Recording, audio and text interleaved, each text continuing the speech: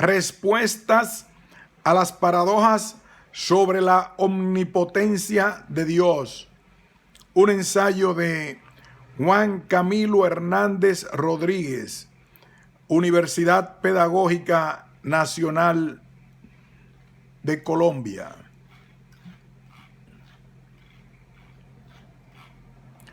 Introducción. Desde hace varios siglos, una paradoja ha sido planteada por las posturas ateístas para demostrar la imposibilidad de la omnipotencia de Dios. Grosso modo, está planteada así.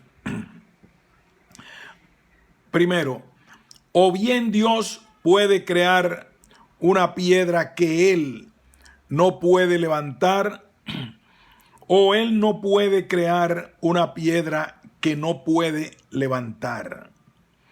Si Dios puede crear una piedra que no es capaz de levantar, entonces Dios no es omnipotente, dado que Él no puede levantar la piedra en cuestión.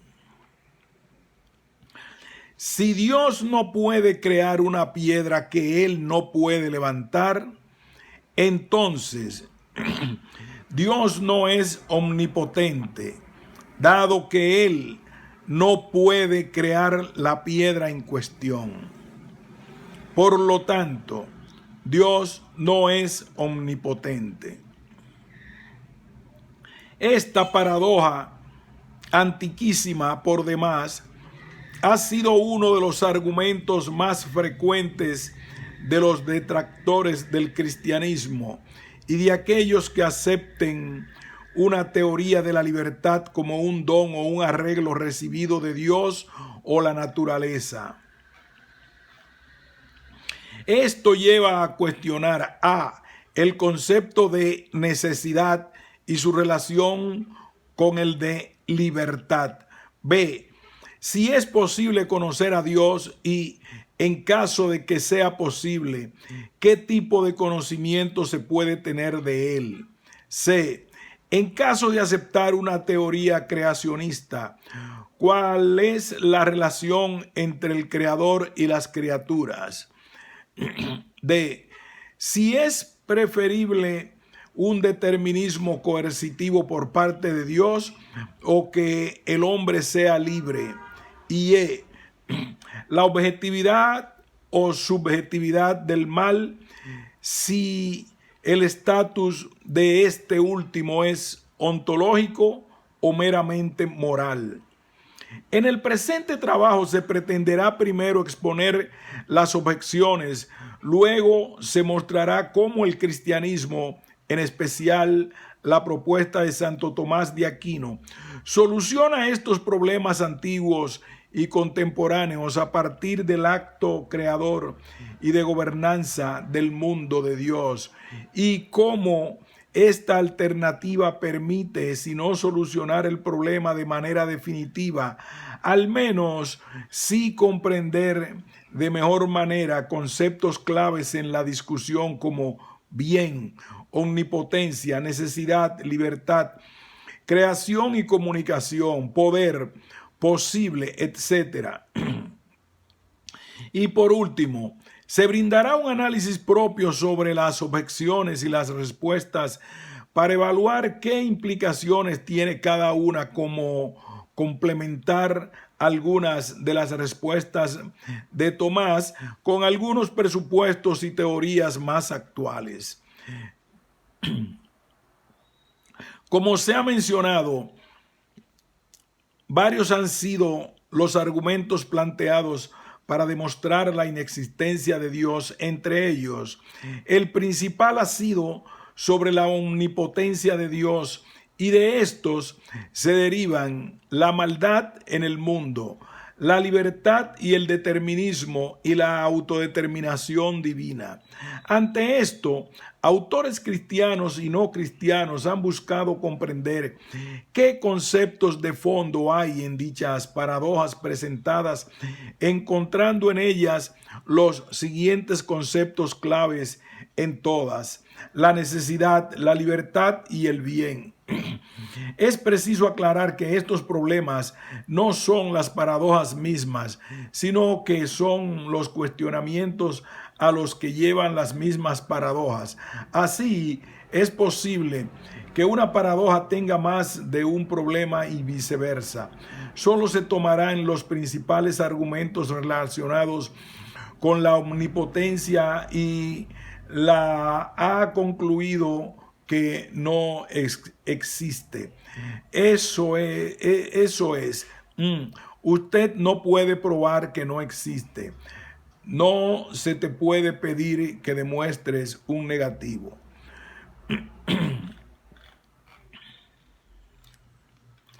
Podrá sintetizarse la consecuencia de las objeciones en la siguiente argumentación. Segundo, Dios es imposible, innecesario, indeseable y no hay ninguna evidencia de su existencia. El Dios de las religiones, omnipotente y de bondad infinita, no puede existir. La existencia del mal implica una contradicción entre estas propiedades. Si existen niños que sufren por cáncer terminal, no puede existir Dios. Existe Auschwitz, no existe Dios, dice Primo Levi. Dios es indeseable por las bestialidades hechas en su nombre. Así, de estas paradojas 1 y 2, dos problemas emergen: la autodeterminación y la acción malvada de las criaturas. Podría decirse entonces que el problema del mal puede adecuarse así. A. Dios no puede crear el mal o algo mayor a él. Luego, no es omnipotente. Y B. Dios no puede controlar la maldad del hombre. Luego, no es omnipotente o no es bueno. Puestas ya las objeciones, se procederá entonces a explicar cómo el cristianismo, sobre todo Santo Tomás de Aquino, logra sortear estos inconvenientes a partir de la teoría de la creación-existencia. Respuestas de Tomás y el cristianismo. Podría decirse que el problema de los anteriores argumentos está en no comprender de manera central cuál es el tipo de naturaleza que posee Dios dentro de la teoría creacionista cristiana y cuál es el tipo de conocimientos que tenemos y podemos alcanzar de Él. ¿Cuál es la definición que tenemos de Dios? Es el ser que está siempre en acto. Al estar siempre en acto, posee todas las cualidades, perfecciones posibles: omnisciencia, omnipotencia, omnipresencia, eternidad, etc. Dado que todos los seres poseen una esencia determinada, la del ser que está siempre en acto debe ser un principio superior al ser mismo, el cual le permite ser motor de todas las cosas y que reúne a todas sus perfecciones, el bien. Entiéndase en este caso esencia como quididad, es decir, no como algo común a todas las naturalezas, pues dado que Dios es uno, suma de teología, no hay especie ni género posible para él. Santo Tomás de Aquino, del ente y la esencia. Aquí se puede ver la fuerte influencia del neoplatonismo en Tomás al identificar al principio de todas las cosas con el uno y relacionarlo con el bien.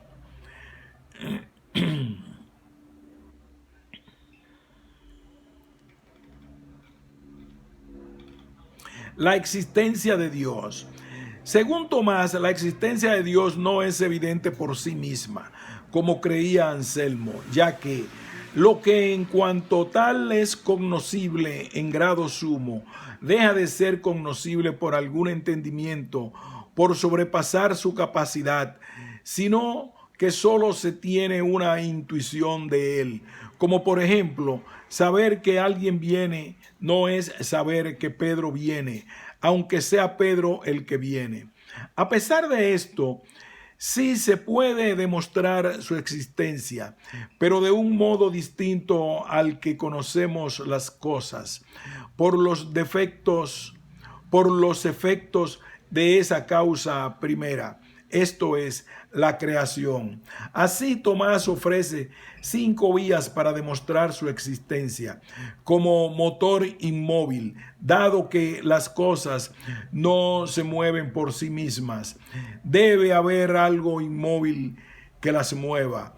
Como causa eficiente, si todas las cosas tienen una causa, debe haber una primera causa no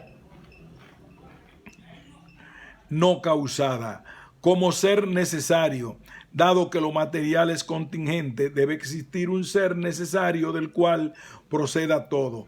Como ser supremo, perfecto, a todo ser imperfecto se le antepone lo perfecto. Esto último es Dios.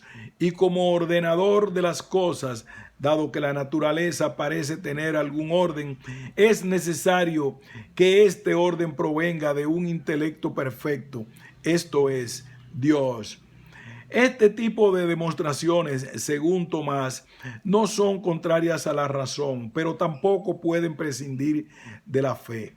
Esto se debe a que la esencia divina no puede ser vista con los ojos corporales, y dado que su naturaleza sobrepasa nuestra capacidad, es necesario superar la multiplicidad de la ciencia, pues sigue manteniéndose una doble condición: el ser pensado y el ser que lo piensa. Con esto es necesario que al entendimiento humano se le prepare con una disposición que esté por encima de la naturaleza. Además, es necesario recibir esta disposición de un ser en acto para elevar al entendimiento todavía en potencia y unirse al acto perfecto que es Dios. A este acto se le ha llamado éxtasis y revelación. La perfección consiste en que los intangibles le son dados en acto, en una intuición que los representa en el espíritu, y es luz sobre luz, y la facultad consiste en que le pertenece realizar el inteligible adquirido, llevando así a su culminación, como es el objeto de la intención, desde el momento en que ella lo quiere, sin necesidad de adquirirlo, en ese último momento, y es la lámpara. Esa perfección se llama inteligencia adquirida, y esa facultad inteligencia en acto. Así pues, se entiende que aunque este tipo de conocimiento que tenemos no es igual al de la ciencia, sí es racional, solo que requiere de creer para entender y entender para creer. La necesidad en sí y por relación en la acción divina. De lo anteriormente dicho se deriva lo siguiente: comprender la esencia y propiedades de Dios solo es posible si la naturaleza divina se le revela al entendimiento humano. Además, a cualquier entendimiento creado le resulta imposible comprender a Dios. De esto resulta la primera respuesta a la paradoja 1. Es un tanto obvia. La esencia de Dios y sus perfecciones no se pueden conocer de la misma manera que las justificaciones sobre la potencia de los hombres o los animales, pues la única forma de demostrar la existencia y conocer la naturaleza divina es quia, por los efectos, y no propter quid, por las causas. Parece que en Cowan no solo confunde el tipo de conocimiento de la naturaleza divina, sino que también confunde dos tipos de necesidad. Necesario se dice en dos sentidos, absolutamente o según lo supuesto. Se juzga como absolutamente necesario por el contenido de los términos, bien porque el predicado está en la definición del sujeto, como por ejemplo, es necesario en el hombre ser animal, bien porque el sujeto pertenece a la razón del predicado, como por ejemplo, es necesario que un número sea par o impar. Por otra parte, no es necesario, por ejemplo, en Sócrates estar sentado. No es absolutamente necesario, pero sí puede decirse necesario según lo supuesto. Ejemplo, suponiendo que esté sentado, es necesario que esté sentado mientras está sentado. Así pues, la primera paradoja ya es desechada. Se está confundiendo dos tipos de necesidades, la intrínseca ad intra y la extrínseca ad extra, donde la primera es más fuerte, esencial, que la otra, accidental, pues las potencias de Dios subsisten en él necesariamente de manera eterna, mientras que los actos divinos no les son necesarios para su ser, entre ellos la creación. La necesidad en la creación. Se dice que la creación no es necesaria a Dios porque el acto de creación es necesidad ad extra, no ad intra. Así, lo único necesario en su acto creador es que para que se le llame creador es necesario que haya creado algo, el mundo. Pero no le era necesario a Dios crear el mundo para ser Dios. En otras palabras, Dios pudo no haber creado el mundo y seguir existiendo, solo que ya no como un ser creador. Así, dado que el acto creador de Dios es necesario, es preciso que este tipo de relación sea libre de comunicación, es decir, a Dios no le corresponde actuar para adquirir algún fin, sino que tan solo intenta comunicar su perfección, que es su bondad. Así, a la voluntad de Dios solo le corresponde querer el bien. La voluntad divina tiene una relación necesaria con su bondad, que es su objeto propio. Por lo tanto, Dios quiere por necesidad su bondad. No obstante, alguien podría objetar una tercera paradoja, 3, la cual diría, si Dios es omnipotente puede hacer algo mal, el mal. Dios no puede hacer algo mal, el mal. Por lo tanto, no es omnipotente. Lo anterior se demuestra, entre otras cosas, porque teniendo en cuenta que la esencia de Dios es su bondad, la maldad no le pertenece, sino que tendría que ser ajeno a él. Hacer el mal no es un poder, sino una debilidad. En efecto, quien puede hacer todo esto puede hacer lo que no le conviene y lo que no debe.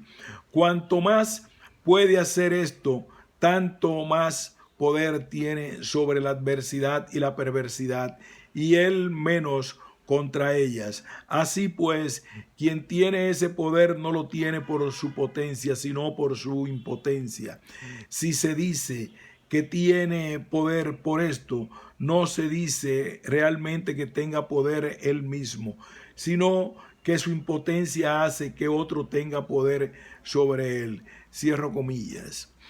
Esto quiere decir que el acto del ser de Dios es interno, autosuficiente y que no depende de su comunicación en sentido alguno. Es decir, es necesidad per se y no por relación a algo. Véase nota.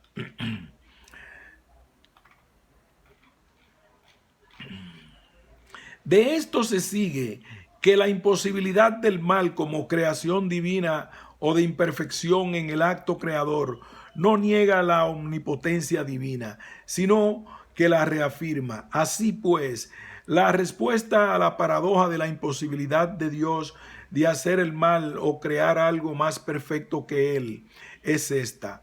A. Paradoja 1. Carece de sentido, pues confunde dos maneras de decir necesario. Beta. Suponiendo que no existe esa confusión, la analogía de la roca con la potencia de Dios confunde los dos modos de potencia, siendo una, la creación de la piedra, un conocimiento demostrado, quia, y la otra, la potencia de levantarla, un conocimiento propter quid. Por lo tanto, la crítica tampoco tiene cabida. Y gamma, suponiendo que alfa y beta no se diesen, es contradictoria en sí misma la refutación, pues lo que uno exige es que se haga posible lo imposible para reafirmar algo, cosa absurda de entrada. O algo es posible o es imposible, pero no puede ser posible e imposible a la vez, pues esto lleva a una contradicción. Por otra parte, la paradoja 3 parece caer por su propio peso, pues pide al ser perfecto que obre de manera imperfecta. Y beta, dado que la esencia de Dios es la bondad y actuar mal es apartarse del bien, que es Dios, entonces pedirle a Dios que se aleje de sí mismo o de su esencia carece de sentido en lo absoluto. Si Dios es el bien y el mal es alejarse de Dios, pedirle a Dios que se aleje de sí mismo es un sinsentido. Con esto, la siguiente afirmación de Agustín no es un problema, sino que, por el contrario, reafirma la omnipotencia divina. Siendo Dios bueno, como tú sabes o crees, y ciertamente no es lícito creer lo contrario, es claro que no puede hacer el mal. La omnipotencia sobre lo posible. Ante lo anterior se puede decir siguiente. Alfa. Al decir que Dios es omnipotente, solo se indica que Él puede hacer absolutamente solo lo que es posible. Principio lógico básico.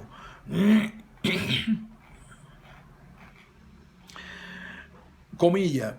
Por regla general, todos confiesan que Dios es omnipotente, pero parece difícil determinar a razón de omnipotencia, pues cabe la duda en la afirmación, Dios todo lo puede, pero pensándolo correctamente, como el poder se refiere a lo posible, al decir que Dios todo lo puede, o más correcto, es entender que puede todo lo que es posible, y por eso es llamado omnipotente.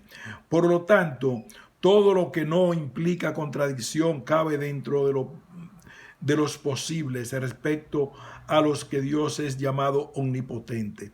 Cierro comillas. Y beta, los principios necesarios no pueden ser violados por Dios, pues dado que lo necesario es aquello que no puede ser no posible, sucede lo mismo que en alfa. Dios solo puede hacer lo que es posible.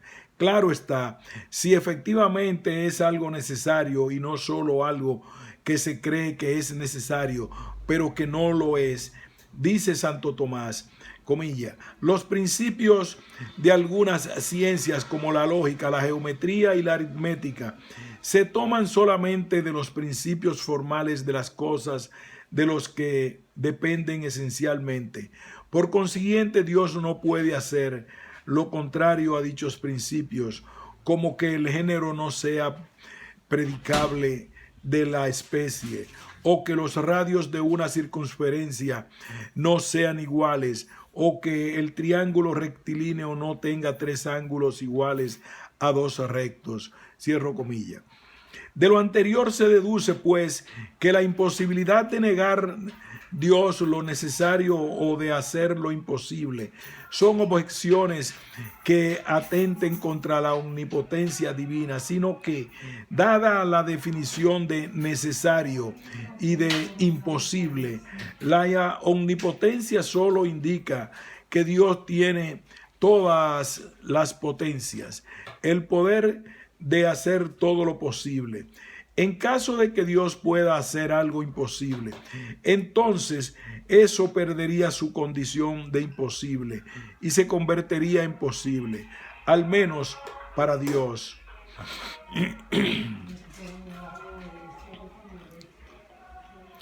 La relación existencial creador-criatura, la comunicación del bien.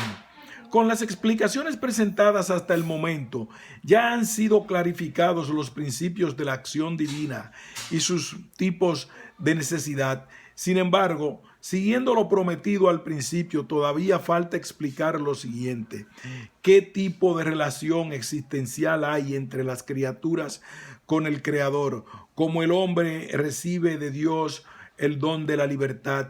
¿Cómo es posible el mal? ¿Cómo la libertad es un bien superior al determinismo? ¿Y cómo se da el tránsito del es al debe en la teoría atomista? A partir de estas explicaciones, se podrá responder al problema cuarto planteado a continuación. Dios, comilla, Dios es la suma de toda realidad, todo predicado positivo originario, todo predicado que no siendo derivado de otros exprese una realidad, le corresponde por definición al ens realissimum, que encierra en sí toda realidad, cierro comillas. Por lo tanto, si se puede predicar de algo real que es contingente e imperfecto, lo mismo se puede predicar del todo o la suma, del ens realissimum. Las criaturas, entes reales, son contingentes e imperfectos, luego Dios lo es. El anterior razonamiento parece ser mucho más coherente y sólido que los dos anteriores. Sin embargo, el error está en admitir de entrada la definición de Dios como la suma de toda realidad. Parte de ese error está en confundir el acto creador con una extensión de Dios, o dicho de otra forma, de participación. Quizás la razón de esta confusión está en la siguiente afirmación, comillas: entonces dijo Dios, hagamos al hombre a nuestra imagen conforme a nuestra semejanza, cierro comillas. Y teniendo en cuenta que para crear algo es necesario tener una referencia, como lo indicó Platón, dado que nada había sido creado antes, entonces al Dios ser el modelo de la creación, las criaturas participan de su naturaleza en algún sentido. Además de lo anterior, puesto que existir no es un predicado genuino, al igual que como lo es ser, entonces afirmar la existencia de los entes de una manera independiente al ser de Dios significa algo si y solo si se da una relación de participación entre el ente y Dios. Ante esto es preciso responder. Primero, como se dijo en 2.2.1, el acto creador es un acto libre de Dios, pues la definición de Dios como ser absolutamente perfecto no implica necesariamente ser creador. No obstante, tomando el segundo sentido de necesidad, si se supone a Dios como un creador, si es necesario que cree el mundo para ser creador, mas no para ser. Segundo, Basándose en lo anterior, el acto creador de Dios es comunicativo, es decir, es el acto mediante el cual el bien de manera libre se difunde en otros. Comillas, Dios no solo se quiere, sino que también quiere lo distinto a Él. Esto resulta claro por la comparación que antes se puso. A1. Pues una cosa natural no solo tiene inclinación natural con respecto al propio bien, para conseguirlo si no lo tiene y para descansar en él si lo tiene, sino para difundir el propio bien en otros en la medida de lo posible. Por lo cual vemos que todo agente en cuanto está en acto y es perfecto, hace lo semejante a él.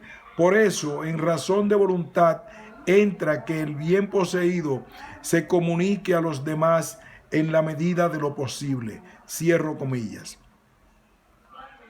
Así pues, dada que su relación con la criatura no es una necesidad en el primer tipo, ad intra, sino en el segundo, ad extra, no es posible que la creación se dé por participación, pues la participación es una relación del todo con las partes interna, mientras que la comunicación es una relación virtual externa.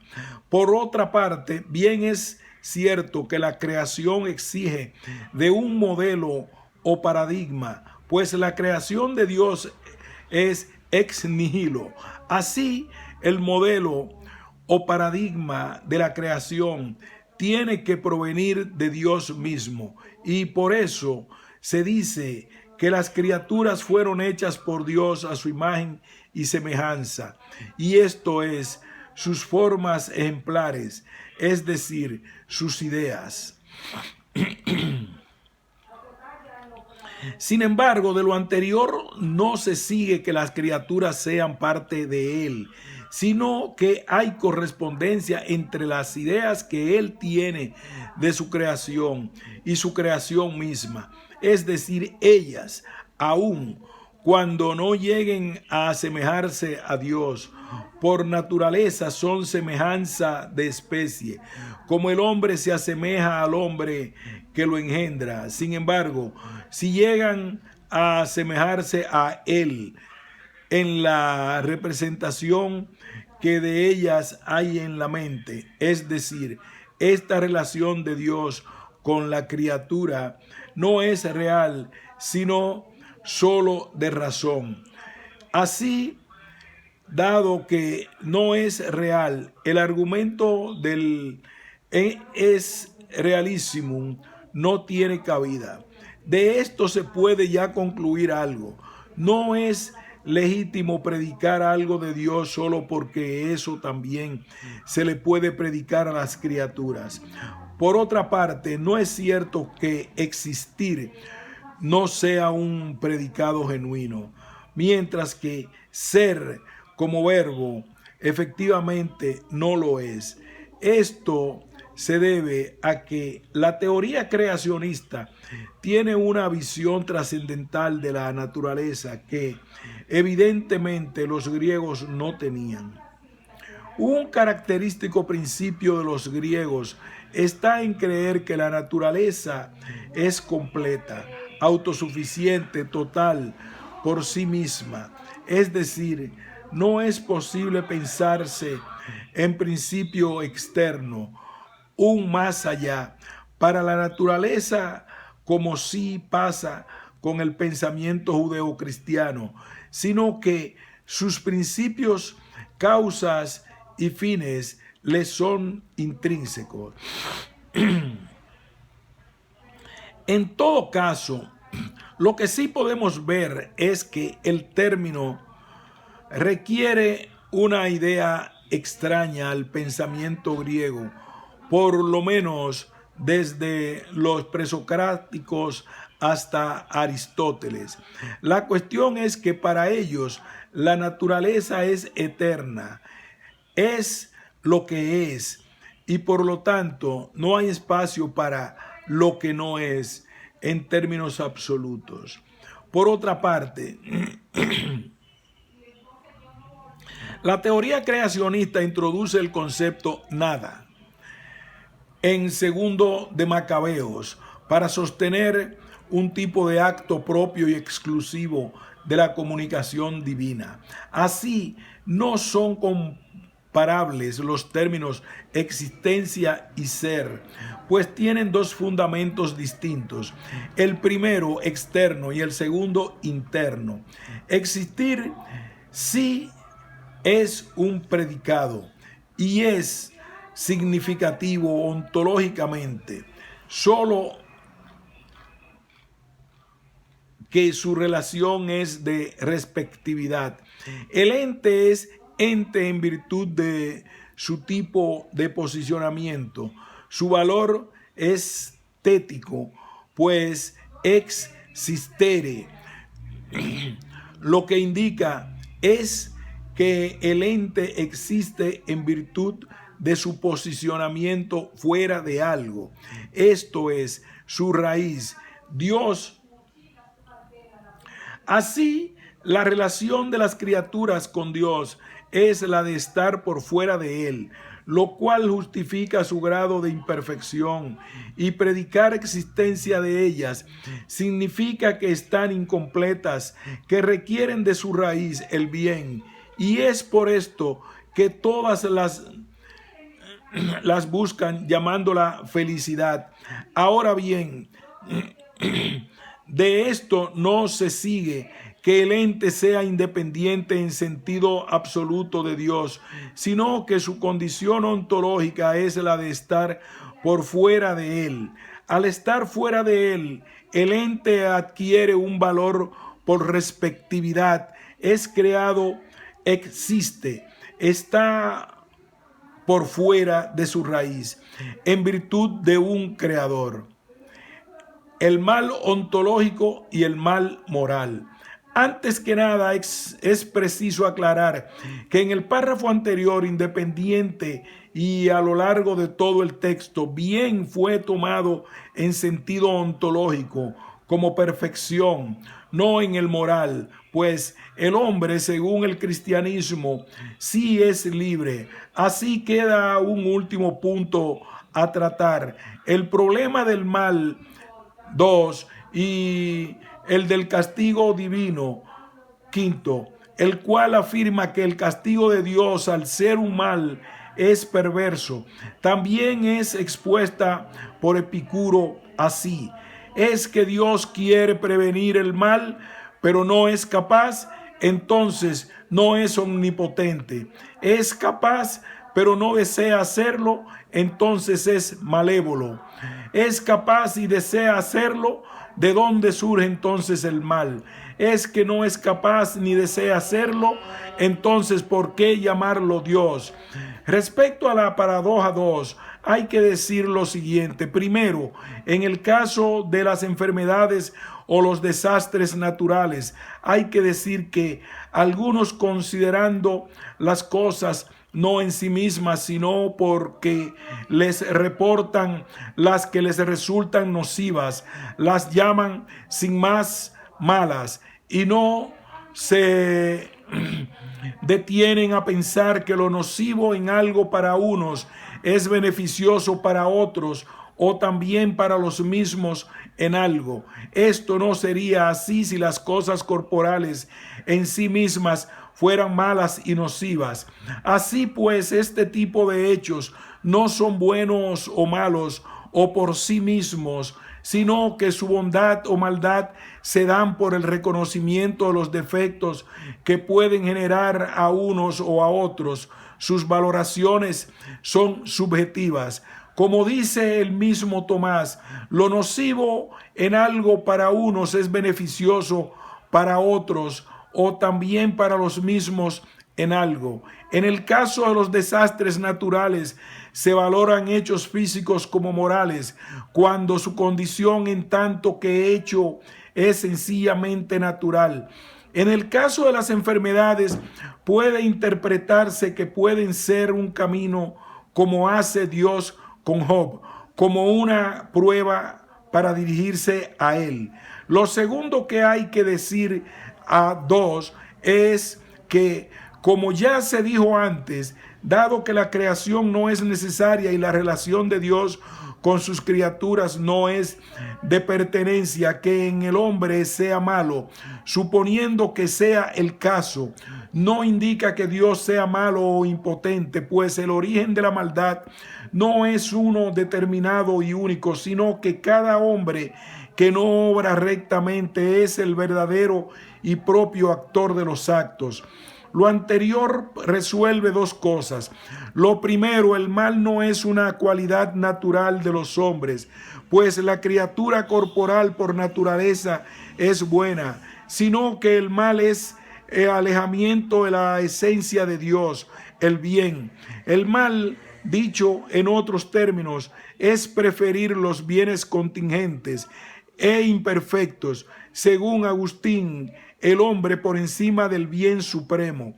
No se trata de un bien universal, sino de uno particular y reducido por lo que se origina en ella, la criatura corporal, cierta contrariedad por la que una se opone a otra, aunque en sí mismas sean buenas. De esto se puede inferir lo siguiente: el mismo acto de creación ya es una condición necesaria de posibilidad de la acción, pues es necesario de facto elegir entre un bien imperfecto u otro, o dicho de una mejor manera, entre quedarse en el bien imperfecto y particular o ascender a partir de este hasta el perfecto y universal, pues que las criaturas corporales alejen de Dios se debe a aquellos que hacen un torpe uso de ellas. Pasemos por último a la paradoja quinta. Los dos primeros cuestionamientos de Epicuro remiten forzosamente a cuestionar el papel de Dios en el gobierno del mundo. Debe intervenir en las acciones humanas para evitar que el hombre haga el mal, es decir, se aleje de él. Ante estos cuestionamientos vale decir lo siguiente. Primero, dado que Dios solo puede hacer el bien, entonces el acto de creación es por sí mismo perfecto. Es decir, Dios hace todo de la manera más deseable. Este es el mejor de los mundos posibles. Si es cierto que la creación divina implica la generación de una degradación del bien en las criaturas y que precisamente por esto, de facto, los hombres están obligados a escoger libremente entre el bien particular y el bien de Dios, entonces la condición de la libertad divina es la mejor de las condiciones posibles. Así, entre un determinismo absolutista en el cual Dios coarta la acción humana o que el hombre sea libre, la segunda opción es la mejor posible. Además de la condición de facto, también es preciso afirmar que la misma naturaleza racional del hombre es condición necesaria de la libertad del mismo, que es el don ofrecido por Dios para que el hombre, alcanzarle a él, que es la suma bondad. Con esto, él es la condición natural del hombre, contiene implícitamente al debe, por tener la facultad de poder reconocerlo. Además, el hombre reconoce el deber de sus acciones al valorar por medio de su razón a los entes y efectos en su grado de perfección, bondad o felicidad que éste le puede proporcionar. Así, por naturaleza, Dios indica y le posibilita al sujeto moral el reconocimiento del deber a partir del don de la libertad. Pero entonces, Dios no gobierna el mundo. ¿Cómo interviene Dios en el mundo y en las acciones humanas? Efectivamente, Dios gobierna el mundo, solo lo que hace por dos vías. Primero, por el castigo, segundo, por las enseñanzas. A primera vista, el primer medio de Dios es distinto al segundo. Ejecutar un diluvio universal parece ser mucho más violento que lo que sería. Sin embargo, la finalidad de sus castigos es, a través de la disciplina, comunicarnos la verdad y el camino hacia el bien. Así pues, Dios interviene en el mundo a partir de la enseñanza, como un maestro guiando a las criaturas para que se acerquen a Él. Por esto, no es cierto que Él no quiere que se erradique el mal en el mundo. Conclusiones. Una vez resueltas las paradojas, se puede concluir las siguientes cosas. La necesidad de Dios le es interna. La externa no le afecta en sentido alguno, pues la segunda parte de un supuesto y su necesidad es relativa. Dios es omnipotente y dada la definición de omnipotente como aquello que puede hacer todo lo posible, solo puede hacer lo que es posible en sentido absoluto. La relación de Dios con las criaturas es de comunicación y no de necesidad o participación, pues el acto creador no le es necesario esencialmente a Dios, sino que lo es por relación. La libertad de Dios ni la del hombre atentan contra la omnipotencia divina, pues la creación no le es necesaria esencialmente a Dios. Y beta, si la libertad es producto de la creación, entonces es la mejor de las situaciones posibles. Dar la oportunidad al hombre de actuar bien por su propia voluntad para alcanzarle a él y al cielo. Es preferible la intervención divina aceptando la libertad y la enseñanza de un determinismo coercitivo por parte de él, por beta. Teniendo en cuenta esto, se puede concluir que las principales paradojas presentadas hasta el momento carecen de fundamentos, dada su incomprensión de los argumentos, conceptos y raciocinios por parte de los cristianos. Así, en caso de querer establecer un debate genuino entre ambas partes, es necesario por parte de los ateístas comprender y saber criticar estas respuestas desde su raíz, y por otra parte es preciso que los cristianos y creyentes estén dispuestos a seguir reelaborando sus respuestas de tal forma que la discusión se enriquezca y el debate como tal se siga ampliando cada vez más. Universidad Pedagógica Nacional de Colombia, Juan Camilo Hernández Rodríguez. Fin del ensayo. Artículo aprobado para publicación en enero de 2018.